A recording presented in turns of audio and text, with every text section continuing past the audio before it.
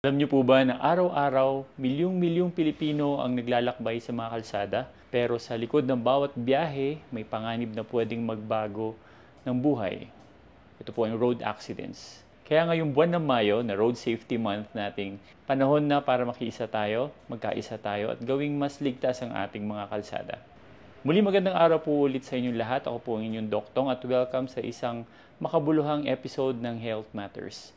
Ang programang naglalayong maghatid ng impormasyong mahalaga tungkol sa kalusugan at kaligtasan ng bawat Pilipino. Ngayong buwan, tututukan natin ang issue ng road safety dahil buhay natin at ang ating pamilya ang nakataya dito. Kamakailan lamang nasaktan po tayo sa mga trahedya na nangyari sa SCTEX sa Sanaya Terminal 1, mga aksidente na nagdulot ng matinding lungkot at takot sa mga pamilyang Pilipino. Sa SCTEX, isang bus ang sumalpok sa toll plaza dahil sa pagod ng isang driver na nagresulta sa 10 nasawi at mahigit 30 sugatan.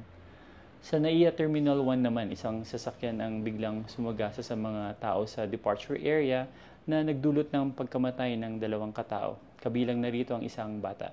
Agad na kumilos ang gobyerno, sinuspindi ang operasyon ng bus company.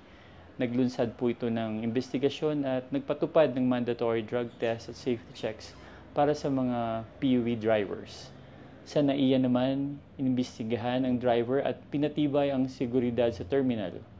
Lahat ng mga ito, hakbang para matiyak na hindi na mauulit ang mga ganitong trahedya. Pero bakit nga ba patuloy ang pagdami ng mga aksidente? Ayon sa mga datos, mahigit 85 hanggang 94% ng mga aksidente dito sa Philippines ay dahil sa human error. Ilan sa mga common na pagkakamali? Ang una, pagmamadali o overspeeding. Pwede rin pong pagka-distracted driving gaya ng paggamit ng cellphone habang nagmamaneho. Hindi tamang pag-overtake o pagliko sa kalsada.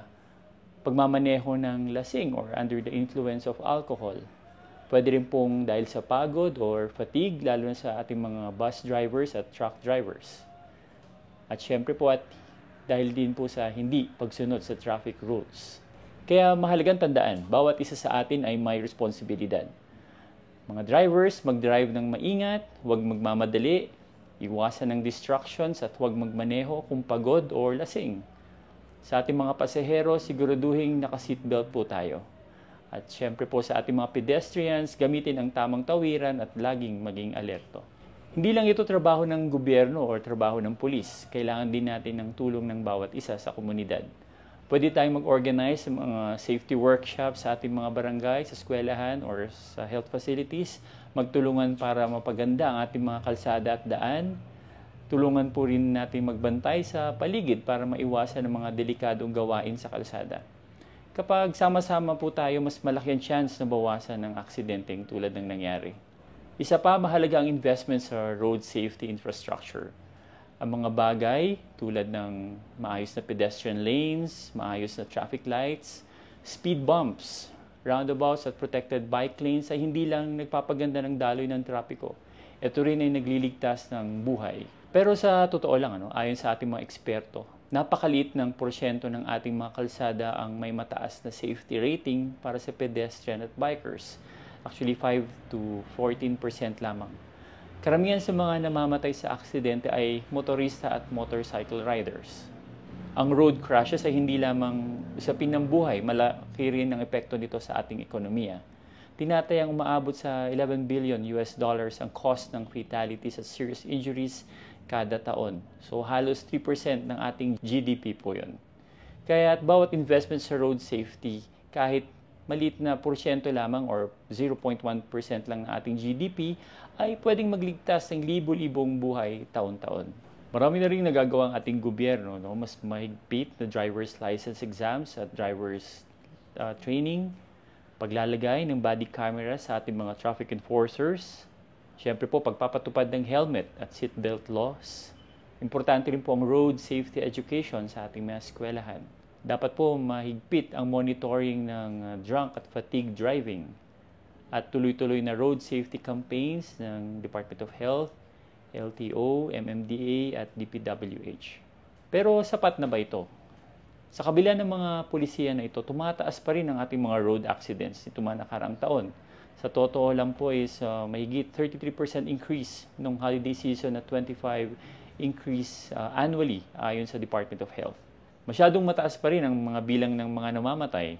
Sa totoo lang po nung taong 2022, 12,241 po ang namatay noong time na yon. Karamihan ay mga bata at mga kabataang lalaki. Sa bawat 100,000 Pilipino, 11 ang namamatay sa aksidente. Malayo po ito sa target na 4 kada 100,000 population. Ngayong taon, inilunsad ang Philippine Road Safety Action Plan until 2028. Layunin po nitong bawasan ng 35% ang road crash deaths by 2028 at bawasan din ng 50% by injuries by 2030. Pero ayon sa assessment ng Department of Health at international experts, hindi pa rin sapat ang progress natin. Kulang pa rin ang enforcement, kulang pa rin ang ligtas na infrastructure at kulang pa ang disiplina ng marami sa atin. Ngayon, tanungin natin, sapat na ba ang mga pulisiya at programa na pinapatupad natin para mapababa ang bilang ng mga aksidente sa kalsada? Sa kabila ng mga mahigpit na batas, mas pinatibay na enforcement at mga kampanya, nakikita pa rin natin ang pagtaas ng mga road crashes at fatalities dito sa Philippines. Ibig sabihin, marami pa rin tayong kailangang gawin. Isa sa mga hamon ay ang pagsunod at disiplina ng mga motorista at pedestrian. Kahit may mga batas, kung hindi ito na sinusunod ng lahat, mahirapan tayong makamit ang tunay na pagbabago.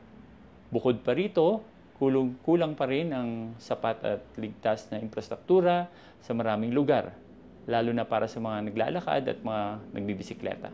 Kaya ang Philippine Road Safety Action Plan of 2023 to 2028 ay hindi lang basta plano. Ito ay roadmap na naglalaman ng mga konkretong hakbang para sa mas mabuting sistema.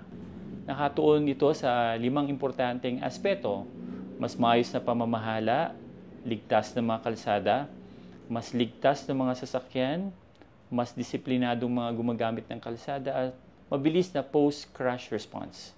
Pero higit sa lahat, kailangan nating baguhin ang kultura ng kaligtasan sa kalsada.